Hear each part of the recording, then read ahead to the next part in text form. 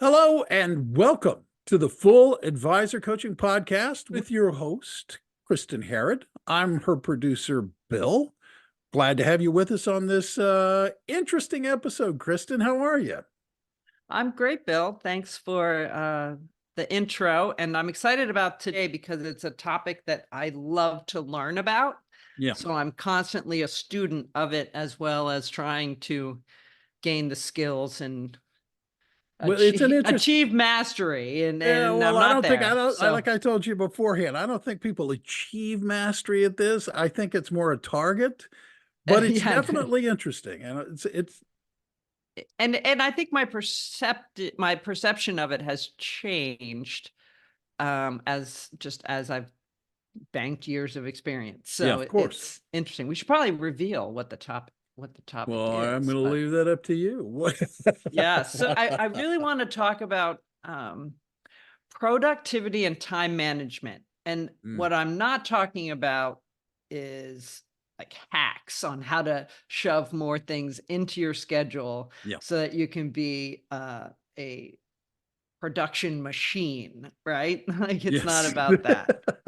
It's not about that. So I'm quite just fascinated in how do we find or create the space to be able to focus on the type of work that gives us the most fulfillment, that allows us to have the biggest contribution, and ultimately helps us um, not just lead a more fulfilled life, but also have, achieve the goals we want to achieve in our business, right? Right. So, So what do we um, do? I mean, the idea here is, for those who aren't familiar with the concept, doing less actually yields more, which is a concept that has always fascinated me whenever I've been in management training seminars or anything. This is frequently talked about, and I look around the room and I see people looking a little puzzled because most of the time, most of us think, no, if I'm going to do more, I got to, as you said at the top of the podcast, I got to cram this stuff in and I got to pack my schedule.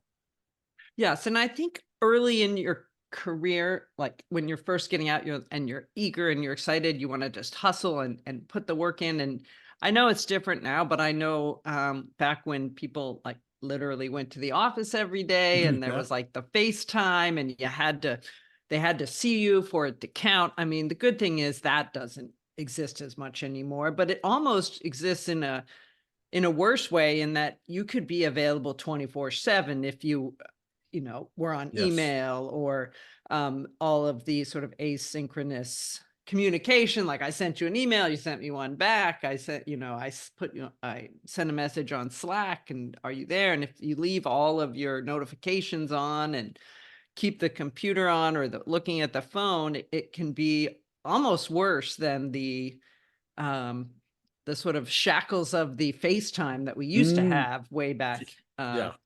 in the early late 90s, before everyone started doing things online. So um, I do think the technology, while helping in many ways to allow us to be location independent and work from, with people all around the world and all across the country, we are also in a spot where it does take a lot more management of Yeah. your time, in a different way than it used to be. So, yeah, that's why I wanted to talk about this concept, because again, we're really focused on fulfillment. We're focused on how is it that you, as a, accomplished advisor, an RA leader, you've gotten to this point. We've talked in previous episodes about creating your 3-year vision. Where are you going? What more do Hmm. you want?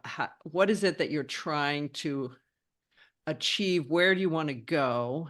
So we've talked about setting that vision and getting really clear on that, right? Yeah. And then we've talked about, okay, so to get there, we need to look at how do we achieve, growth in different areas of the business. Right. So we had done the business development map, where we look and say, hey, let's look at all the parts of the client experience. And so you're looking at that and we're saying, okay, we want to create this version 2.0. We want to get more fulfillment. in our personal life, we want to achieve these professional goals. How do we find the time for all this? Right. So I'm Bill, looking what's at you the for an answer? answer on this No, one. I'm like, tell me the answer. I want to know. No. So I've been studying this a fair amount, maybe, just because I'm constantly trying to do this as well. And I think what has resonated with me is what you mentioned a few minutes ago, which is just this concept of trying to do less, Mhm. but do it really well. And I think uh, I think this applies really well to the financial advice industry, especially after you've been in business a while and you kind of know what your clients need, what your where your areas of excellence are, what your firm can deliver.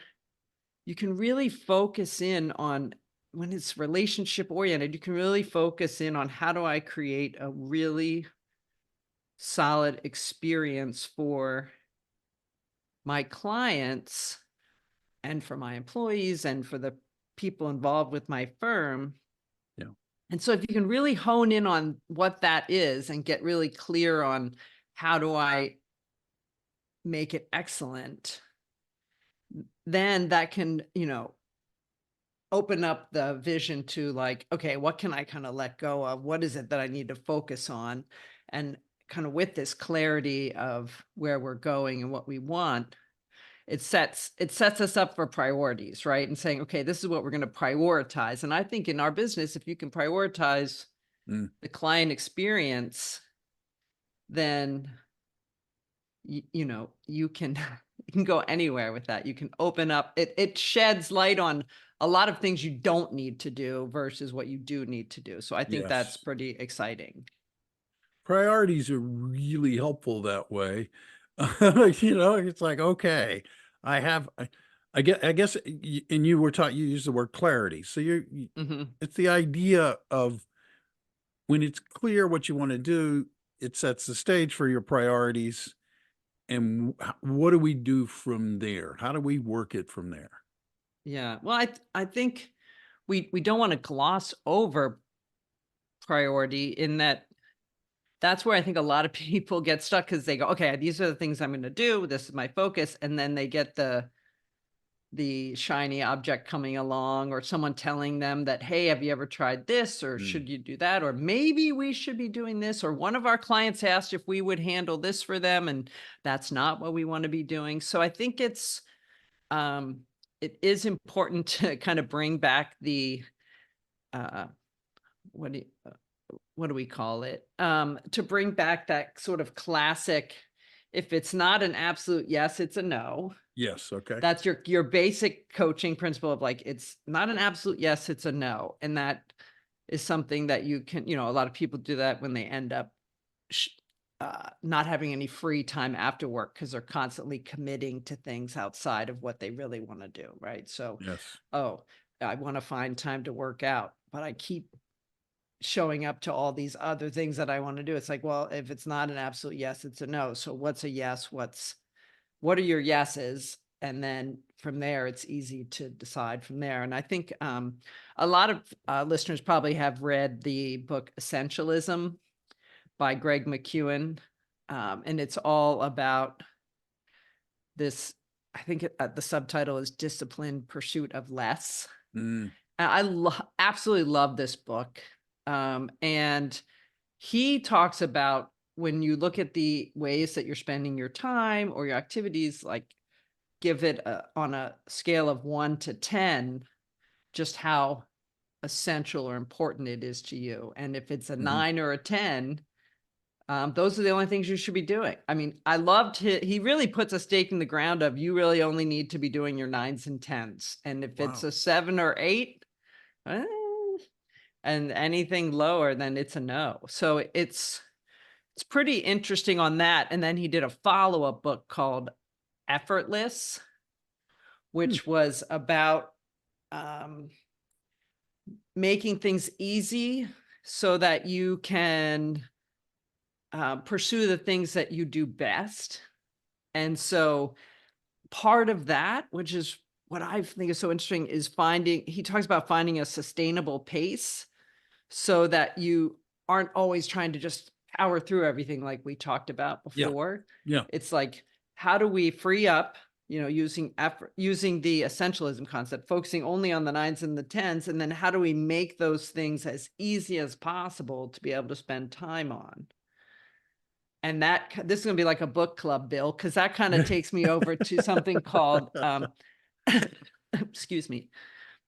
That also then takes me to a book that I also know a number of readers are probably focused on, which is Deep Work by Cal Newport. And Cal Newport I think he's a professor of computer science, I want to say, at Georgetown University. But he wrote this book, Deep Work, where he talks about how it's essential to free up blocks of time in your schedule where you have time to focus so that you can allow your brain to get into the creative space, Mm, so that you have uninterrupted time, so that you can actually dive into what is important to you, what's your expertise in, and let your brain settle into the fact that we're creating now instead of just trying to quickly, solve yeah. random issues that come up.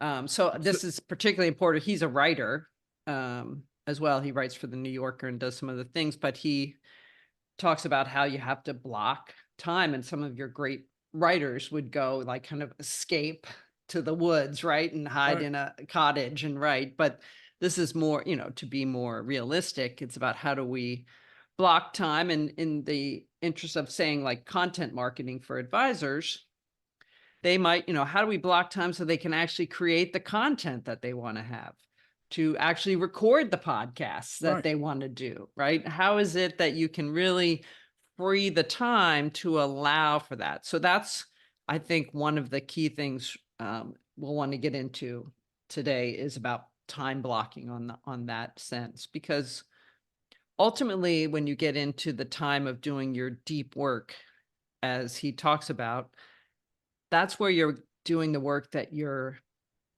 best suited for, Mm, right? And usually the work that you're best suited for is the one that's most fulfilling to you.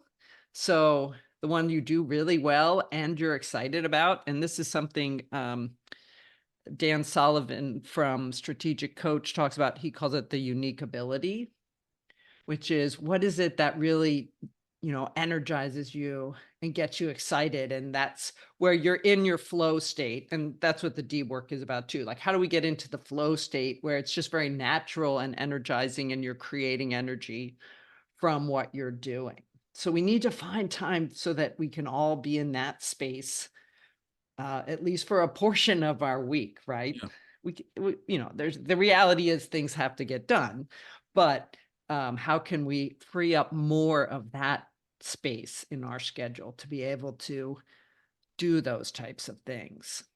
Well, that is the big question in a lot of ways for a lot of people. I have friends of mine who are writers Mhm. who, for example, don't go off to a cabin in the woods. They just say every day for this 2 hour period or whatever it's going to be, Mhm. that is what I do. I don't do anything else for an hour or 2 hours. I sit down and do that. And that's all I do. And then I get up and I do other things as well. And it kind of goes to your point in terms of creating clarity, because now they defined an absolute yes. That's a yes. So they're doing that. And now they're going to have yeses or nos for Mhm. everything else that comes along for the day. Right, right. And that's putting, and I know a lot of people take the approach of doing the most important thing first in the day too, Yeah, that way, which can work very well. And it can work well in like fitness as well. Some people do that for fitness, be like, okay, sure. I'm just going to get that done first thing in the morning. I'll say fitness for me is an absolute yes. I make it, for me, it's not a question of which, am I going today or not? It's what time am I going? Yeah. You know, it's not a yes or no, it's a what time. And Mm. so, and then I kind of had that already set up. That's lined up in my schedule first. in the week. I know for a fact where that is and how that fits. And then I look at the rest of my schedule and go, okay, so that there's no excuse around that. Like I already know it's a 10, it has to be in there. That's where it's going to be. Yeah.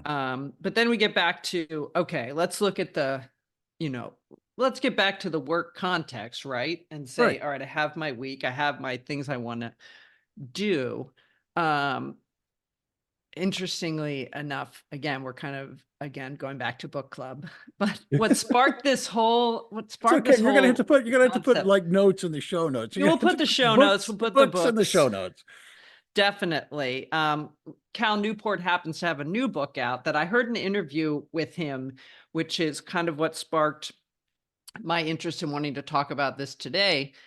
His book is called Slow Productivity. Hmm. And I haven't read it yet, but it was a long interview, so I got a lot of insight from it. So I'm looking forward to reading it. And he says he named it after the concept of the slow food movement of like Yes. working with what's around you and doing those types of things. And it was really also, I mean, it's kind of the same concept of deciding what it is that you want to do really well and how is it that you can do something meaningful, in-depth, well thought out, where you've researched, you're educated on it, you immerse yourself so that you can be excellent at a few things or one thing, you know. So it was, again, it's all in line with his deep work. It's not it's not a left turn for him. Like he's staying in the path. It's very Right. interesting. But I loved the idea. He talked about like certain actors who will um, do a movie and then go and perfect their craft for a few years, and then they come back in and do another one. He mentioned Daniel Day-Lewis, for instance. Like Yeah. you'll see him, he'll win an award, he goes and he focuses on building his craft, and then a few years later you might see him again. He's not popping up in a commercial here or doing something there or Right. trying to do all the smatterings of small things. It's like I'm going to focus on a few really good things. Yeah, So no, that makes sense. It brings to mind the old quote, a jack of all trades, a master of none. yes, You know, absolutely. Yeah, the no, idea that's is true. master one or two things is better than not mastering anything at all. Yes. And again, that comes right back to almost anything in terms of marketing or business development with work, which I know advisors, they feel like they have to know how to do everything. They have to be everywhere. They have to be on social media. They have to be making sure their website is getting the traffic it needs. And they're trying to game the algorithms. If I did this, maybe my YouTube video will show up here or there. When really, if we took a step back and said, what is meaningful? What is content or a topic that I could teach or explain to the type of people, to a small group of people that I know we can help? How is it that I can be in service to them? Mm. What can I share with them, whether it's in a podcast or it's on a blog post or it's in a seminar or it's in a meeting with a client? How is it that I can convey that in a way that's quality and valuable rather than just trying to churn out LinkedIn posts of someone else's content over time quickly where I don't even put in any insight or any kind of opinion. So I really do encourage listeners to try to, go back to that if they've been following along. What is that 3-year vision? What are those priorities? What do we need to focus on this month, this quarter, this Yeah. year? And what are those few elements that we can really dig into and make time for to develop something of quality? Yeah, it's interesting because one of the things that I have found personally is that when I'm trying to improve my focus and trying to improve my productivity and everything, I keep stumbling across the phrase you hear all the time. It turns people off a little bit, but it is true, which is the idea of you've got to be present in that moment when you're thinking about stuff in order to be able to sort through and achieve what you want to achieve. Oh, you're absolutely right. And this is one where this is where the productivity hack would come in for me. Like Mhm. I used to be like, okay, I am going to go and, anytime I have downtime, I'm going to fill it in with something else I can finish, which there can be some benefit to that. But a great example is, I go to these wrestling tournaments with with my son and now with my daughter, Right. and they're competing. And when you go to a tournament, they're all day, right? And so you show up, and they're going to wrestle, at least 2 matches, Yep. maybe more. But the matches can be literally 30 seconds. They can be up to 6 minutes, right? It just depends on how they perform, Right. right? So, but then that's pretty much the only amount of time that they're on the mat doing their thing, right? There's a Right. lot of time in between all of that. So I used to bring my backpack, right, with my computer and my notebook, and I was like, all right, well, in between the matches, I'll pull out the computer and work on X, Y, or Z, which that means you're already splitting focus between trying to say write an article and pay attention to, have the noise of the fans or Oh, what's yeah. going on. And then, or I'd bring a book and be like, well, I'll just read in between. Or um any list of things that to do, scroll through my phone. But what I decided, I think it was middle of last year, especially my son's last year in wrestling, I was like, I don't want to miss a second of this, right? I don't want to Yeah. miss it. And so I just showed up with my like water bottle and uh you know and my phone, so I could get the message that says like, Jared, Matt 2, or Yes. Yes. yeah, Naomi, Matt 3. And so and everyone runs over, like the teammates run over, and then we all cheer for that person. And then we run over to the next one, and then you watch that match. And then if in between, I might just watch two people I don't know at all and watch their technique and get to see, they've put work in to do this, and it's fun. It's fun to watch. It's fun to just fully immerse yourself in it and be like, wow, I'm really understanding this. And then you can have a dialogue about it later, Yes. and you're supporting the school and the team and your child and the sport, and it's really fun. And I It's was like, great. what? I'm gonna eke out, a half hour of poor quality writing that I'm not even going to use to fill a time and schlep around a computer the whole time. Or I can just go there and enjoy myself and be like, great, now I've freed my brain. I've connected with my child and with what they're interested in. And then, wow, lo and behold, I have way more clarity and energy for doing work later next week, right? When I'm back at Yes. the office on Monday. So yes, absolutely present, totally, completely important. And once you embrace it, it's really fun because you're like, good, I don't even have to think about the other things. So that's fun, and it's hard to do, but it's in that context, it can be really fun because you switch immediately. But if you're, you know, I can find, especially working from home, it's hard to sometimes stay present on what you want to do for Yeah. work. Within a work day, it can be hard to stay present.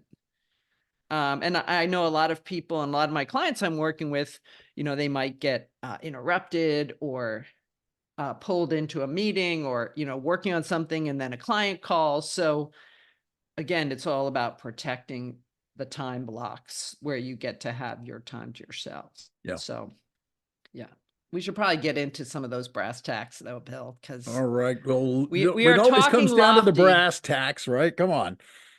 I know. And this is where, I've been trying to work through methodologies, and I'm again well read on this. I get excited about learning about it, and then you try out different things, Yeah. right? So I think importantly, a great starting point is how are you spending your time? And this is where everyone rolls their eyes, myself included, going, I don't want to track my time. I don't want to write down what I do. But do it, and it's really enlightening. It's so fascinating. I did this for myself because I was like, all right, it's time to get this under control. And I tracked my time. I tracked every single thing I did throughout a workday. I only focused on the workday for, I don't remember if it was a 3 or 4 week period, but I would write it down and do it in, I'd work on the activity, I'd write it down, and then I marked how much time it took. You can also log it online. I think at the time I was using a tool called Timular. Okay. Timular, we can put that in the notes, but essentially it's just a tracking where you can start a clock and then work on something and then stop the clock. Oh, And it's pretty interesting. You can do that or just write it down, but tracking down all of the tasks you do, and even if it's not as how long you spend on it, but just what the tasks are, you'll be able to kind of work through the activity I'm going to talk about. So first we want to track, right? So we're going to track our time and know where it's going. yeah. And we're going to resist and we're not going to want to do it. And we're going to do it anyway, because we have a bigger vision that we want to achieve. Okay, so you're going to track. And then once you have that information, you're looking and going, okay, I see all of these tasks, right? And you're going to see some of the same ones coming up, but now we're going to apply this, what I'm calling the task triage system, right? So we're going to take these tasks and we're going to say, all right, now, I have my vision of where I'm going. I have my priorities. I have clarity. I know what we want to focus on. Some of those things that you've spent your time on, you're going to be able to just throw them out. We can just toss them. Right? We can toss them because we don't need them anymore. They're not an absolute yes. They're a no. We can put a slash through them. Yeah. And they may have to be the 1s and 2s, right? We may not be in that gray zone, like 9s and 10s are obvious, 1s and 2s are obvious, 3s maybe, but once you get into the 4 to 8 That zone, middle like, ground, so hard. yes. Yes. So, and there's then there's other ones. So we can look and go, all right, which ones are interesting, but not pressing for my priorities this year, right? So you might have some in the 3-year vision of like, oh, I really want to be able to do this, but it's not in the immediate, let's say 1-year plan or even this quarter's plan. Let's table those. They can be in the not now category. So toss the ones that don't fit, table those that are in the not now list. Gotcha. So we're not throwing them away.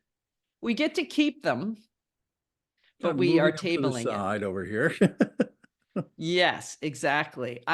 Just a little side story. I've mentioned before that I had to, had a lot of anxiety and used to go to therapy regularly when I was younger. And one of the things was around just rumination, right? So rumination of thought. And I remember so specifically my therapist teaching me that he's like, okay, so when you have a thought that you can't shake, he's like, write it down and say, I'm going to table this.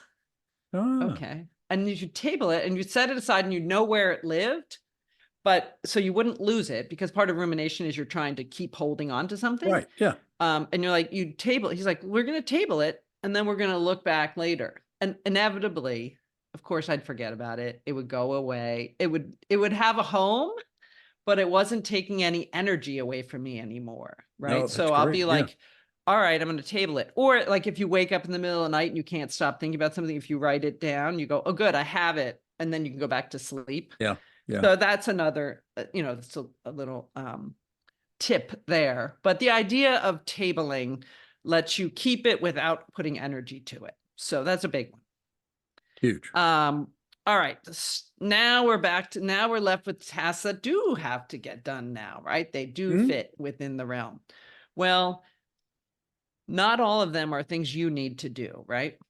So we have two things we can do with tasks that you personally, Bill, wouldn't have to do. Like, these are not your skill set / Yeah. best use of your time / unique ability, energy driving activities. All right, what are the, so we can use technology.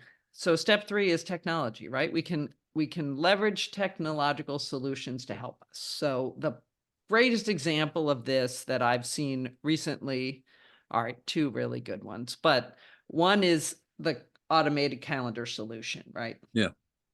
Schedule your, we don't have to have backs and forths. We don't have to have humans doing back and forth. It's you say, here's my link, pick a time. Pick It a gets time. confirmed. We get reminded.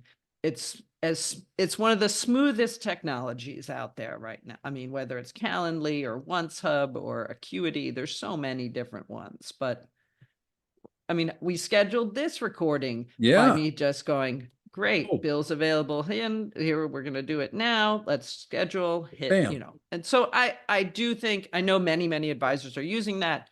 So we want to look for those types of things, as well as, obviously, everyone talks about AI. We can't help but talk about that. No. And ChatGPT and how it can help you get an outline for your article or accelerate things. So these are, ChatGPT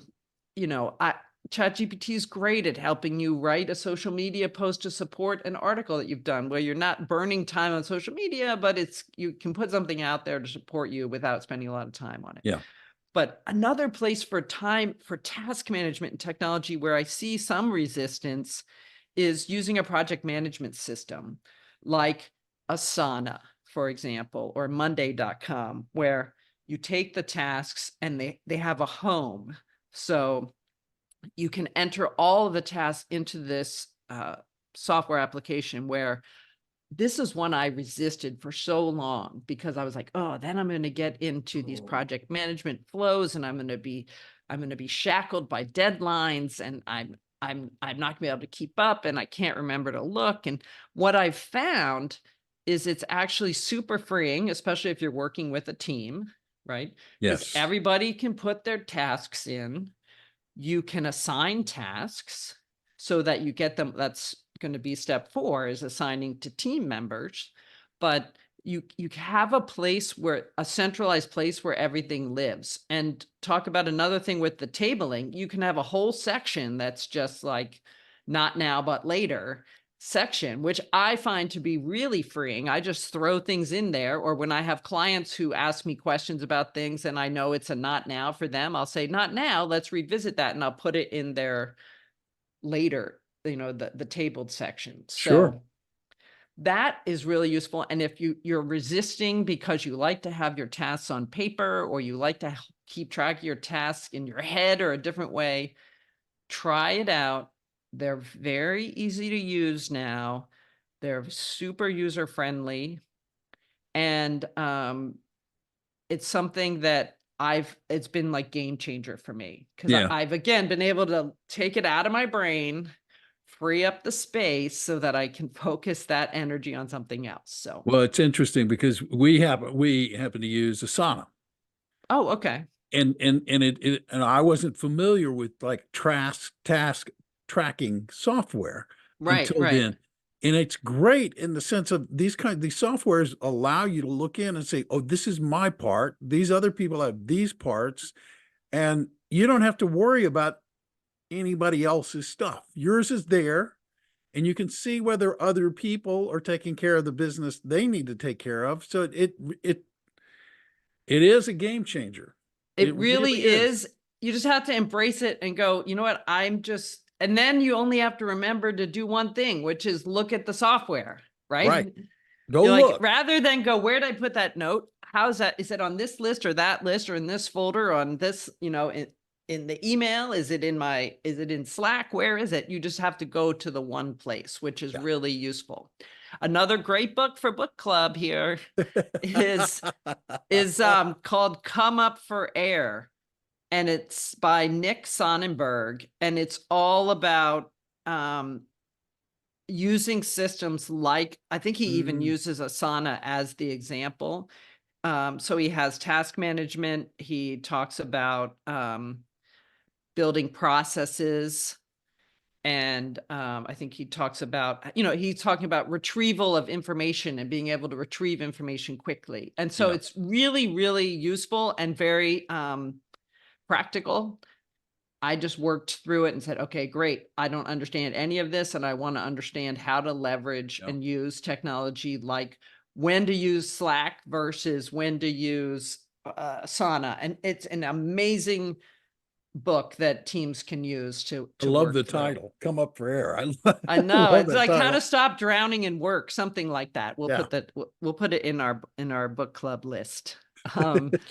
Okay, so I know we're coming up on time here. We've been chatting a while about this, but obviously one of the best things you can do is have a team member, have team to help you, right? Yes. Who are the humans that can help with tasks that maybe aren't your best strength, right? This is something without a doubt that there is someone to do everything, right? So if you write the articles or the content, but you're not a master of doing a MailChimp newsletter, get someone on your team to do that. Have them set up the template. There are tons of people out there. And if you don't have someone on your team who can do that, go to Upwork. Upwork is an amazing resource of freelancers of any type who can step in and help you. You want to, there's just so much you can do in that arena. And I think overall, with firms as they're growing and adding team members, if you have this list of tasks that you need addressed or handled, or if your team has tasks and they're not able to get to them, we can group them together to create job descriptions of like, we need someone who can handle this group of tasks or responsibilities, so we know who the next team member is.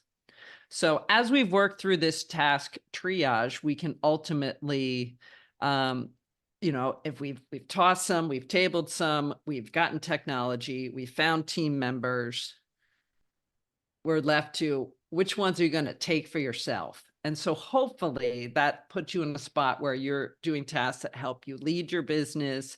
You take on high value tasks. You're doing the things that energize you the most. You're blocking time for those in your schedule so that you, as the RAA leader, as the business owner, as the one on this journey, you're spending your time, energy, skills doing the work that you're best suited for and most excited about. Makes total sense. Yeah, that's a lot, but it is a lot. It is a lot. I mean, you talk about it really with a great deal of clarity, to take it back to the beginning of this. You do. And the books you mentioned, actually, I had not heard of, and I'm intrigued by a couple of them, as a matter of fact. So I'm glad there will be notes down there for folks, especially the people who are listening to this maybe in a car or on a subway or on a bus. Like, I don't have a pen. Right. No, we'll always put those in the notes, because that's one of my favorite things about listening to podcasts, is just getting the other resources that we can connect with, whether it's professionals or books or other podcasts or whatever it might be. So we'll definitely have that in there. And I challenge everyone, or invite everyone. I won't say challenge, invite everyone to find a 3-hour period in your week where you can really focus on being fully present with something that you've been really excited to spend time on, whether you want to write, you want to go on a hike, spend time with your family, I don't know, rework the processes in your business, whatever excites you, find that 3 hours, block it off, and then protect it. Start there, and then we can build around that. Because once you start building it in, you get excited and you look forward to it, and you're like, no one's touching that time for me. It's the first step. It's the beginning. Absolutely. Absolutely. Yeah. Well, there are a lot of stuff in the show notes, including how to get a hold of you. But before we sign off on this episode, what's a really quick, best way for people who are interested in what they're hearing to get a hold of you? The best way is just to go to fulladvisorcoaching.com. We have resources available there. And if you want to reach out to me directly, just request a call. Click the button in the upper right corner. Yep. You'll be prompted with some technology to pick a time, and we'll have that handled, and we'll have a conversation. So No that's emails probably the back and best. forth, just like pick that I time. know, and just pick a time. It's beautiful. It is. Thank you. Thank you. Great episode. Thank you, Kristin. And thank you for listening. Listeners, if you are not a subscriber already, this is easy. Just hit the subscribe button, because that way you won't miss another episode of this podcast when it's released. You'll be notified immediately, and you can listen and you can keep up with the things that Kristin is talking about. I would also urge you to go back and listen to some of the earlier ones if you're new to the podcast, because Kristin has laid out a pretty clear path that she's following in terms of thought and what she's coaching, if you will. In the meantime, if you like it, tell people about it, rate it, spread the word, get the word out there, let people know. On behalf of Kristin, I'm Bill Tucker, thanking you for listening today and reminding you that you can go out today and make it a great day. Or not. Remember, it's a choice. Thank you so much for listening.